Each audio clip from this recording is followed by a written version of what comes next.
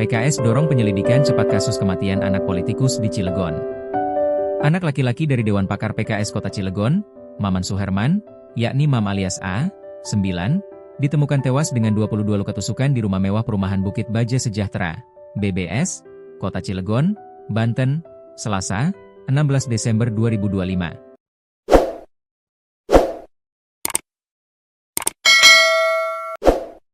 Ketua DPP PKS Bidang Advokasi Partai, Nurul Amalia berharap kasus ini bisa segera diungkap agar tak terjadi simpang siur berita di masyarakat. Proses atau mekanisme penanganannya agar lebih cepat untuk segera ditemukan siapa pelakunya agar tidak terjadi simpang siur berita dan lain-lain, ujar Nurul dalam acara Sapa Indonesia Pagi yang tayang di Kompas TV, Senin, 22 Desember 2025. Pihaknya meminta kasus ini diusut secara transparan agar muncul titik terang terkait motif hingga sosok pelaku. Ini kan penting ya agar proses penyidikan dilakukan secara transparan, profesional, dan segera disampaikan ke publik gitu apa motifnya. Terus kemudian siapa pelakunya, tuturnya. Diberitakan sebelumnya, polisi telah memeriksa 8 saksi dalam rangka mengusut kasus ini. Saksi yang diperiksa berasal dari keluarga korban hingga warga sekitar di lokasi kejadian.